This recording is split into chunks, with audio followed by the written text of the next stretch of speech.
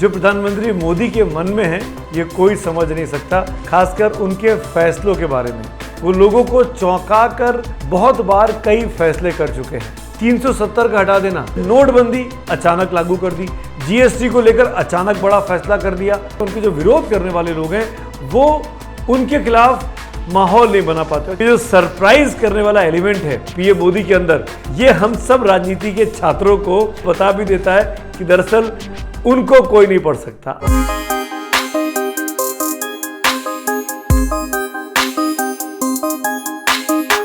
नमस्कार दोस्तों, गुजरात में अचानक से नया मुख्यमंत्री बन गया।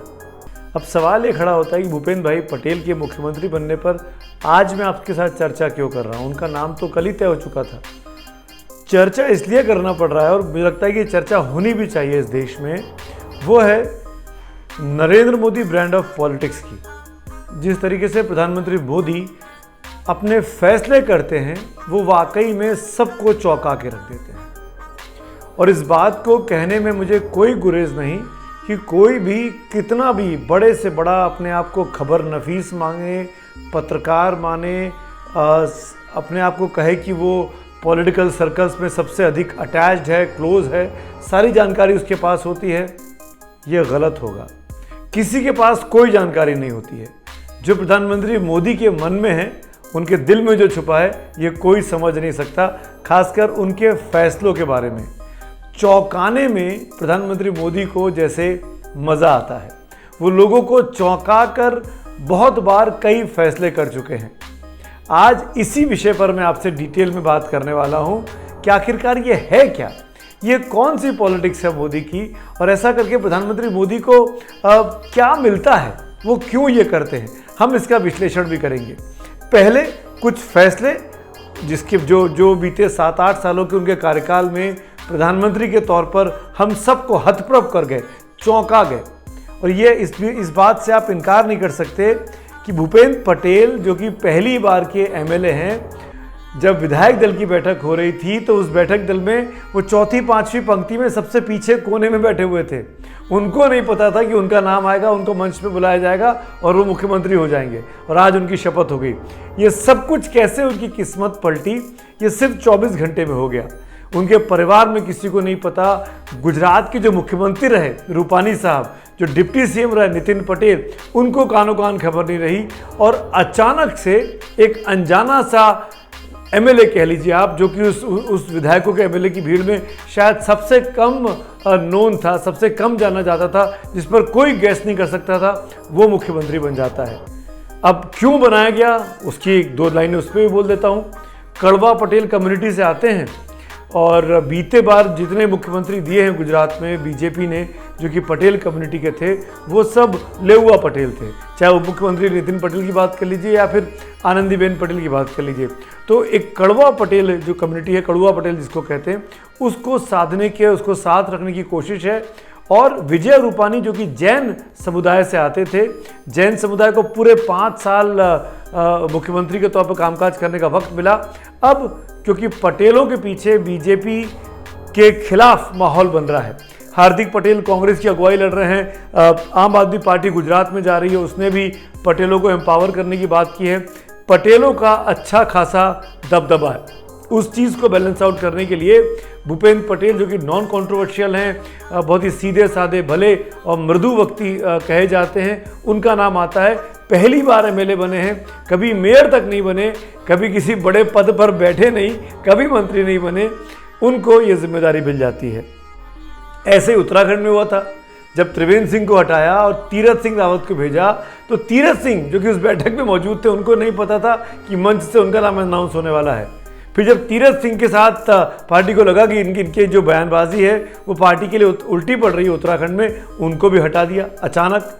और एक ऐसे व्यक्ति को दिया, पुष्कर सिंह धामी, जिसके बारे में कोई सोच ही नहीं रहा था। बिल्कुल यंग एमएलए पुष्कर सिंह धामी, जो कि धारचूला जैसे इलाके से आता है। सेम चीज़ कर्नाटक में की, बोम्मई साहब को बना के तमाम बातें चल रही थी, इसका नाम उसका नाम, कि किसी कोई भी नाम सच साबित नहीं हुआ। और आखिरकार बोम्मई साहब बन गए वहाँ पे। ऐसे चौंका देना, हतप्रभ कर देना, नरेंद्र मोदी जी की राजनीति की बहुत बड़ी खासियत है। अब जैसे देखिए, हरियाणा में जाट बहुल राज्य माना जाता है। बीजेपी जब जीती पहली बार तो मुख्यमंत्री बनाया खट्टर साहब को, जो कि जाट नहीं है, गैर जाट है, लेकिन बना दिया। महाराष्ट्र में मराठाओं की राजनीति है, वहाँ मराठाओं को साथ रखकर चलने की सब पार्टियां कवायद करती हैं, कांग्रेस, एनसीपी, ठाकरेज, लेकिन बीजेपी ने देवेंद्र फडणवीस को बना दिया जो कि नॉन मराठा थे। इसी तरीके से झारखंड की बात करें, जो कि आदिवासी बहुल राज्य है, आदिवासी मुख्यमंत्री बनते हैं। बीजेपी के पास अपने बड़े आदिवासी चेहरे हैं, लेकिन उनको नहीं बनाया, वहाँ पर रघुवर दास को बना दिया था। तो जिस तरीके से प्रधानमंत्री मोदी सोचते हैं, काम करते हैं, वो शायद किसी को समझ में नहीं आता, और ये उनकी सफलता का बहुत बड़ा राज है, क्योंकि उनके दिमाग में क्या चल रहा है ये कोई नहीं पढ़ सकता। ये सिर्फ वही जानते हैं और किसी के साथ शेयर नहीं करते आखिरी मौके तक।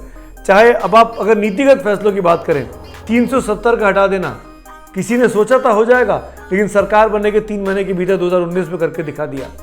इसी तरीके से नोटबंदी अचानक लागू कर दी, जीएसटी को लेकर अचानक बड़ा फैसला कर दिया। ये तमाम नीतिगत फैसले भी प्रधानमंत्री ने इस तरीके से किए कि उनके जो मुखालफत करने वाले लोग हैं, उनके जो विरोध करने वाले लोग हैं, वो उनके खिलाफ माहौल नहीं बना पाते। और जब तक वो माहौल बनाते हैं, कोई मूवमेंट खड़ा करते हैं, कोई आंदोलन खड़ा करते हैं, तब तक चिड़िया खेत चुग गई होती है, तब तक चीज़ें बदल चुकी होती हैं। चाहे वो आप देखिए, किसानों का प्रोटेस्ट चल रहा है, लेकिन प्रधानमंत्री मोदी सब कुछ कर चुके हैं, बिल पास हो चुका है, संसद के दोनों सदनों से राष्ट्रपति उस पर हस्ताक्षर कर चुके हैं, नोटबंदी को देखिए लागू हो चुकी है, जीएसटी को देखिए लागू हो चुकी है। अब आप कितना भी हंगामा करते रहें, लेकिन क्योंकि विपक्ष की बात है, वो इंगेज तो करेंगे, लेकिन अपने लेवल तक ही इंगेज करेंगे, अपने अपोजिशन को उस लेवल से अधिक नहीं करेंगे जहाँ पे कोई उनको झुका सके। और शायद इसीलिए वो अपने फैसलों को अपने दिल से छुपा के रखते हैं, दिल में छुपा के रखते हैं, बताते नहीं हैं। ये सब खासियत है प्रधानमंत्री मोदी के फैसला करने की। तो मैं ये कहता हूँ कि जो सरप्राइज करने वाला एलिमेंट है पीएम मोदी के अंदर, ये हम सब राजनीति के छात्रों को, और हम सब जो अपने आप को मानते हैं कि हमको राजनीतिक जगत की बहुत खबर होती है, बहुत सुध बुध होती है, ये हमको आईना भी दिखा देता है। ये हमको बता भी देता है कि दरअसल उनको कोई नहीं पढ़ सकता। आप किसी भी नेता को पढ़ सकते हैं, लेकिन प्रेजेंट पॉलिटिकल स्पेक्ट्रम में जितने नेता हैं, उनके मन में आप क्या है जान सकते हैं, लेकिन प्रधानमंत्री मोदी के मन में क्या है ये आप नहीं जान सकते हैं। और इसीलिए वो हमेशा आपको आश्चर्यचकित कर देते हैं। चौंकाने वाली राजनीति इसको मैं कहता हूं, वो करते आए हैं। एक चीज़ और कहना चाहूँगा, इसका विश्लेषण जब हम करते हैं तब आप सोचेंगे इसका फ़ायदा क्या है। जब वो लोगों को चौंका देते हैं, परेशान कर देते हैं, अब कोई ये कह सकता है कि नितिन पटेल गुजरात में नाराज़ हो गए भूपेंद्र पटेल के बनने से, उनका दुख दर्द निकल के सामने आ गया। पर देखिए, समझिए इस राजनीति को, वो चौंकाते हैं और चौंका कर एक अनजाने से व्यक्ति के हाथ में जिम्मेदारी दे देते हैं। वो अनजाना सा व्यक्ति उसी स्पेक्ट्रम का होता है, उसी संघ परिवार का होता है, उसी भगवा परिवार का होता है, बाहर से नहीं लाते हैं। और जब बाहर से लाना होता है हेमंत बिस्वा शर्मा जैसे लोगों को, तो 5 साल उनसे काम कराते हैं, उनकी लॉयल्टी चेक करते हैं, और फिर उनको असम की मुख्यमंत्री की जिम्मेदारी देती है जब वो चुनाव जिताकर दोबारा बीजेपी के हाथ पे रख देते हैं। ये स्टाइल है नरेंद्र मोदी का। और जब मैं बात करता हूँ नितिन पटेल और भूपेंद्र पटेल की, तो आप अगर नितिन पटेल आज की तारीख में, मान लीजिए हाइपोथेटिकल बता रहा हूँ, हालांकि नितिन पटेल को मैं जानता हूँ वो कभी ऐसा नहीं करेंगे, पर नाराज़ होके क्या वो बागी बन सकते हैं? वो बगावत किसके खिलाफ करेंगे? अगर वो बगावत करते हैं, इसका मतलब वो अहम में आ जाएंगे, स्वयं में आ जाएंगे कि मैं ही सब कुछ हूँ, मुझे ही सब कुछ मिलना चाहिए। तो जब आप मैं की लड़ाई लड़ेंगे तो पार्टी और संगठन आपके पीछे नहीं खड़ा होगा। ये डिसिप्लिन वाली पार्टी है, ये काडर वाली पार्टी है। पार्टी के काडर से एक अनजाने से एमएलए को निकालकर मुख्यमंत्री बना देना, चाहे वो खट्टर हो, चाहे वो भूपेंद्र पटेल हो, चाहे वो देवेंद्र फडणवीस रहे हों, ये दिखाता है कि बीजेपी नेतृत्व जो है वो यंग टैलेंट को, अननोन टैलेंट को, लॉयल टैलेंट को आगे करना चाहता है। तो जो यंग हो, जो लॉयल हो, जो पार्टी और संगठन के लिए डेडिकेटेड रहा हो, उसके खिलाफ बगावत कैसे हो सकती है? और बगावत होगी भी तो वो इंडिविजुअल की होगी। वो एक व्यक्ति कर सकता है कि उसको वो चीज़ नहीं मिली, पर वो व्यक्ति के पीछे पूरा संघ परिवार खड़ा होगा या पूरा उसकी कम्युनिटी खड़ी हो जाएगी, ये असंभव सी बात है। और इसीलिए ये तमाम एक्सपेरिमेंट जो प्रधानमंत्री मोदी ने किए हैं उनको कामयाबी मिली है, वो सफल एक्सपेरिमेंट माने जाते हैं। और इसीलिए ये कहा जाता है कि मोदी ब्रांड ऑफ पॉलिटिक्स को समझ पाना आसान नहीं है। जो इस चक्रव्यूह को भेद देगा वो मोदी के लिए फिर बड़ी परेशानी का सबब बन सकता है। पर अभी तक तो आज तक ऐसा चेहरा, ऐसा व्यक्तित्व समझ में नहीं आता जो मोदी को दिल से, मन से उनके इस व्यक्तित्व को भेदने की हिम्मत रखता हो। और एक और चीज़ प्रधानमंत्री मोदी के बारे में कहूँगा, कुछ फैसलों के बारे में राष्ट्रपति हो चुके हैं कोविंद साहब, उनका टेन्योर अगले साल पूरा होगा। पर जब उनको बनाया था आज से 4.5 साल पहले, 4 साल पहले, किसी ने सोचा था रामनाथ कोविंद राष्ट्रपति बनेंगे? अचानक नाम आया था, वो भी चौंकाने वाली राजनीति थी। ओम बिरला लोकसभा के स्पीकर बने। इन तमाम धुरंधरों के बीच में किसी ने सोचा था कि ओम बिरला को स्पीकर बना दिया जाएगा? वो भी चौंकाने वाली राजनीति थी। तो प्रधानमंत्री मोदी की ये जो चौंकाने वाली राजनीति है, आज इसी के पीछे उनका जो काडर है, उनका जो अपना वोट बैंक है, वो इसको सपोर्ट करता है, वो इसके साथ खड़ा है। इसमें ये भाव निकल कर आ सकता है कि वो तो ऑटोक्रेटिक हैं, वो तो अपनी मनमानी करते बातें करते हैं, लेकिन मैं इस बात से बिल्कुल सहमत नहीं हूँ। अगर उनके फैसलों पर किसी को सवाल खड़ा करना होता तो सबसे पहले उनके अपने लोग करेंगे, उनकी पार्टी के लोग करेंगे, उनके को कलीग्स करेंगे, उनका संघ परिवार करेगा। जब वो सवाल नहीं खड़े कर रहा है और हम और आप जो कि इस पॉलिटिकल स्पेक्ट्रम से दूर हैं, जो राजनीति के छात्र मात्र हैं, राजनीति के आलोचक कह लीजिए, विश्लेषक कह लीजिए, राजनीति को फॉलो करने वाले फॉलोअर्स कह लीजिए, हम कितनी भी आलोचना कर लें उसका कोई मतलब नहीं है। तो जब उनके फैसलों के पीछे उनका परिवार खड़ा है, उनका संघ परिवार, उनकी पार्टी, उनका संगठन, तो हम और आप किस खेत की बोली है?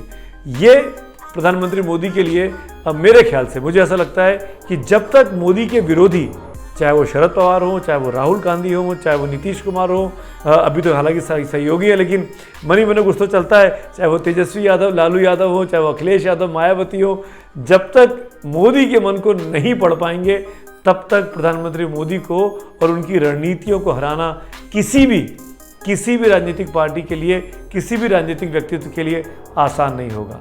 Thank you.